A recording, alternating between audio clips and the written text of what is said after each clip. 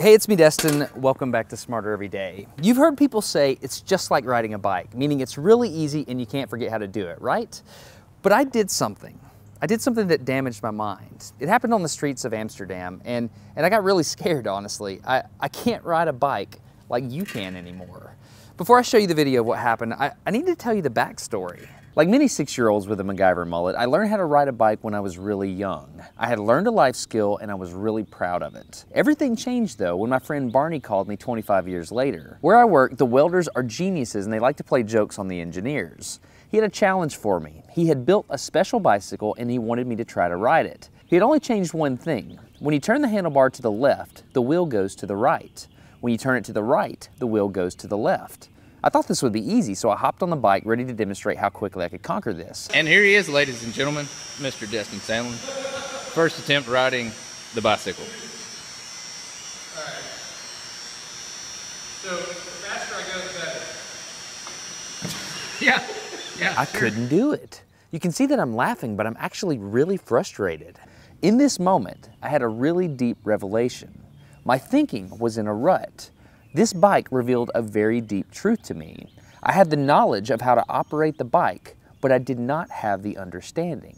Therefore, knowledge is not understanding. Look, I know what you're probably thinking. Destin's probably just an uncoordinated engineer and can't do it. But that's not the case at all. The algorithm that's associated with riding a bike in your brain is just that complicated. Think about it. Downwards force on the pedals, leaning your whole body, pulling and pushing the handlebars, gyroscopic precession in the wheels, every single force is part of this algorithm. And if you change any one part, it affects the entire control system.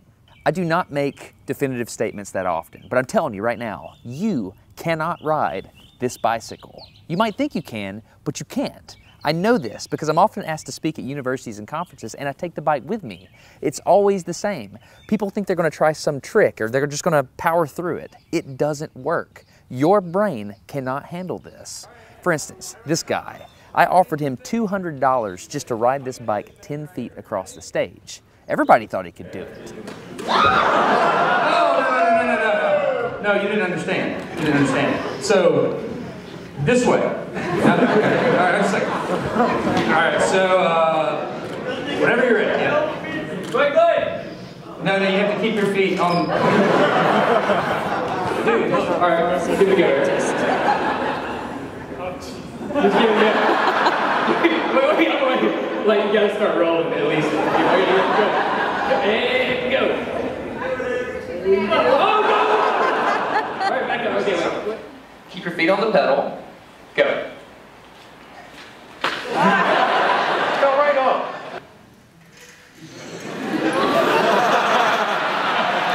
Just keep your feet on the pedals. Handles on. Yeah, come on. Alright, one more time. Okay. Once you have a rigid way of thinking in your head, sometimes you cannot change that, even if you want to.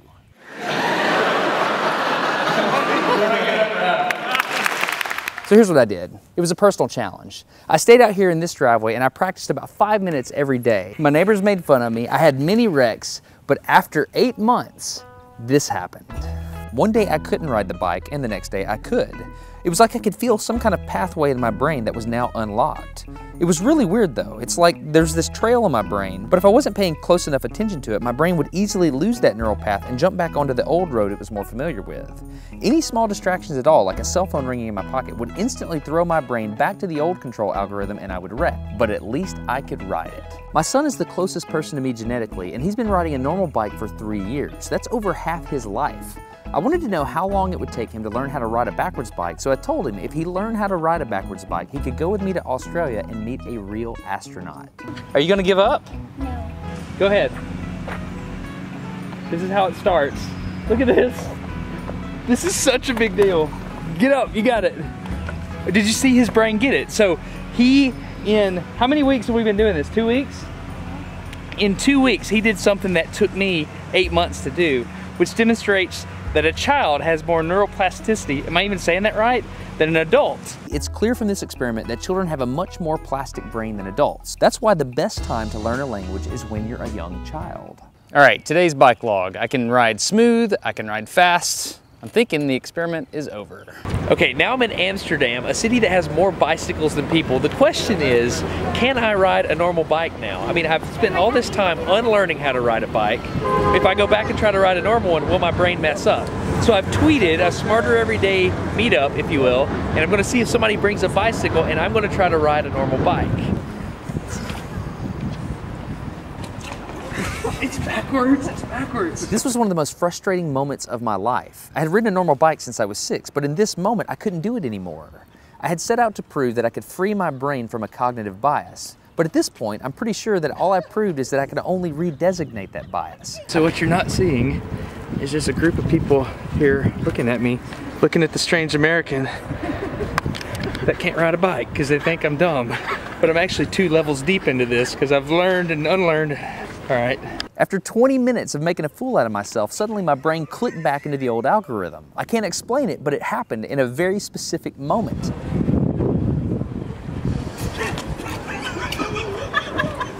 I got it. I'm back. Oh, it clicked. Hold it, it clicked. I got it. Okay, there it is. There was the moment. Okay, I can ride a bike. I tried to explain this to the people around me, and they just didn't get it. They thought I was faking the previous 20 minutes, and I couldn't get anybody to believe me. That looked like I faked that, didn't it? Yeah. Just a fake. You think I'm faking. You don't believe me. It looks so weird. You were like, la la la, and it's full. You think I'm lying, don't you? I do. I'm not lying. I felt like the only person on the planet who had ever unlearned how to ride a bike, and I couldn't articulate it to anyone because everybody just knew that you can't forget how to ride a bike. So I learned 3 things from this experiment. I learned that welders are often smarter than engineers. I learned that knowledge does not equal understanding. And I learned that truth is truth, no matter what I think about it. So be very careful how you interpret things because you're looking at the world with a bias, whether you think you are or not. I'm Destin. You're getting smarter every day. Have a good one. Okay, if you want to support Smarter Every Day, you can download a free audiobook at audible.com/smarter. I recommend Commander Hadfield's book, which is An Astronaut's Guide to Life on Earth. I read it. It was awesome. If you think about it, I had to learn how to ride a different kind of bicycle, and my son did as well. But Commander Hadfield had to learn how to ride a different spaceship. Not only that, but a different type of space station. He was on Mir and the International Space Station. Anyway, if you're interested in supporting Smarter Every Day, audible.com/smarter, An Astronaut's Guide to Life on Earth. I'm Destin, getting smarter every day. Have a good one.